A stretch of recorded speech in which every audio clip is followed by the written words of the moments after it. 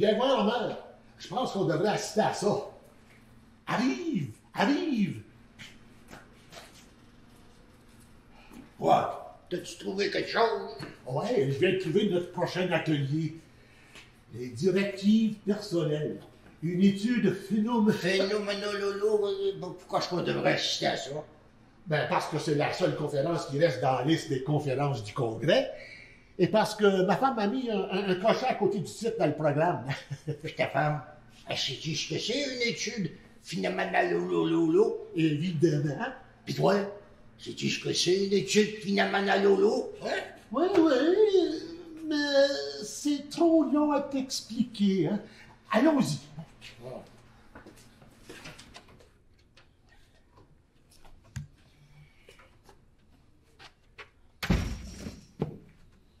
Ben, il n'y a personne là. Je pense qu'on aurait dû réserver d'avance. Tu peux laisser faire tes commentaires désobligeants. Il va sûrement y avoir d'autres gens tout à l'heure. Hein? L'atelier m'a été hautement recommandé. Bon, où est-ce que tu veux t'asseoir, toi? Ben, moi, je veux m'asseoir près de la porte. Comme ça, je vais pouvoir sortir quand je veux. Si tu penses sortir avant le temps, moi, je veux m'asseoir loin de toi. Je veux pas qu'on pense qu'on est ensemble. T'as donc pas d'éducation, toi.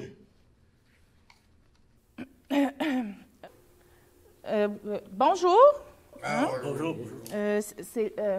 Oui, c'est là. Nous allons commencer. Alors, merci d'être venu aujourd'hui en si grand nombre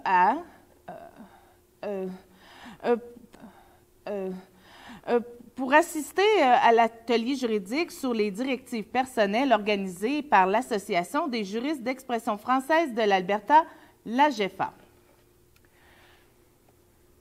Je me présente, Maître Pauline Kerchen, avocate chez Avocala.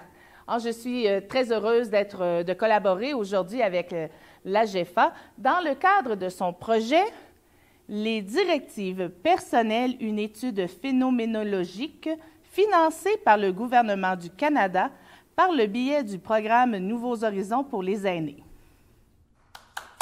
C'est pas le temps d'applaudir, elle vient tout juste de commencer. Je pensais qu'elle avait fini. Bon, avant de commencer, je dois vous dire, tous les renseignements juridiques que je vais vous donner aujourd'hui sont offerts à titre d'information seulement. Hein? Il ne s'agit en aucun temps de conseil juridique.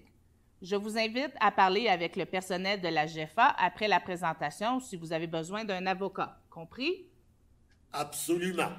Et bien sûr, hein, si vous avez des questions pendant la présentation, n'hésitez surtout pas à me poser. Ça va me faire plaisir de vous y répondre. Alors, commençons.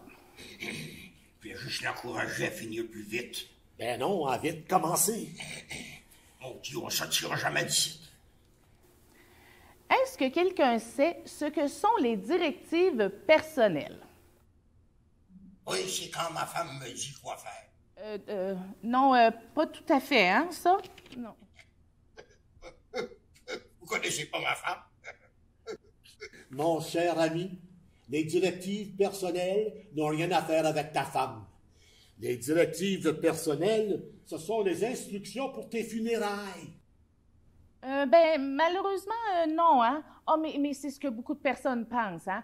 Non, les directives personnelles, c'est plutôt un document juridique que vous préparez dans le cas où vous n'êtes plus capable de prendre vous-même vos propres décisions. Ce document prend donc effet uniquement au moment où vous êtes dans l'incapacité physique ou mentale de prendre vos décisions. Oui, je savais ça. Pour vous aider, il y a un formulaire bilingue dans votre pochette, mais vous le regarderez à la maison à tête reposée. Donc, dans vos directives personnelles, vous allez indiquer qui est votre mandataire. Mandat quoi? Mandataire, oui. Ça, c'est la personne qui agira pour vous, hein, qui prendra des décisions à votre place quand vous serez incapable de le faire vous-même. Ensuite, vous allez indiquer des instructions concernant vos affaires personnelles autres que financières. Pour les finances, vous avez plutôt besoin d'une procuration perpétuelle. Vous avez compris? Absolument. Pas tout. C'est pas grave, hein? Je vais vous donner quelques exemples d'affaires personnelles. Alors, vous pourrez indiquer les traitements médicaux que vous voulez recevoir ou non, l'endroit où vous voulez vivre, les personnes avec qui vous voulez vivre, vos choix concernant vos activités personnelles, loisirs, emploi ou études, la personne qui s'occupera de vos enfants mineurs. Madame, quelqu'un m'a dit que c'est seulement quand on est vieux puis malade qu'on a besoin de directives personnelles. Eh bien non, mon cher monsieur, hein? C'est même important de faire votre directive personnelle dès que vous avez 18 ans. Parce que, malheureusement, on ne sait jamais ce qui peut nous arriver et quand on n'aura plus la capacité physique ou mentale de prendre soi-même nos décisions. Madame a raison. On ne sait jamais ce qui peut nous arriver d'une minute à l'autre. En sortant d'ici, tu pourrais te frapper la porte d'en face, puis te fracasser le crâne, puis... Pardon. Qu'est-ce qui arrive si on n'a pas de directive personnelle?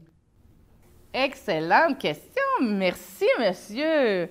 Et oui, si vous n'avez pas de directive personnelle ou aucun mandataire, c'est la loi provinciale Adult Guardianship and Trusteeship Act qui s'applique. Hein? Ça veut dire que c'est un fournisseur de soins de santé qui choisira qui, de votre famille immédiate, prendra vos décisions si vous êtes jugé incapable de donner votre consentement éclairé concernant vos soins de santé ou votre placement temporaire en institut. Vous comprenez? Absolument. Pas tout. N'oubliez pas que vos directives personnelles, ce n'est pas un secret. Hein? Vous devez en remettre une copie à votre médecin, à votre mandataire, à votre fournisseur de soins de santé. Ah oui, connaissez-vous le programme Green Sleeve de Alberta Health Services?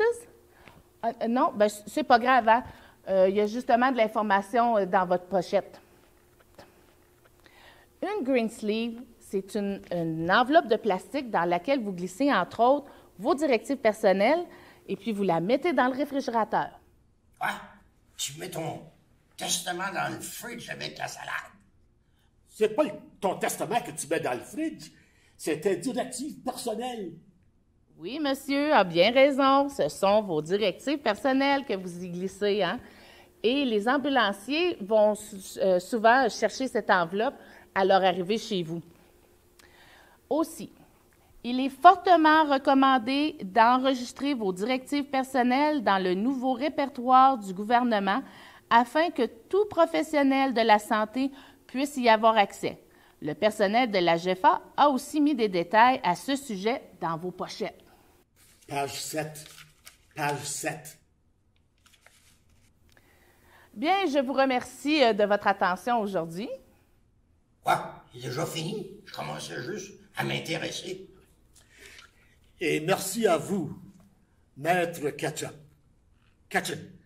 Madame Ketchum. Oui. Avez-vous d'autres questions? Moi, j'aurais une question. C'est quoi au juste les directives personnelles? Oh.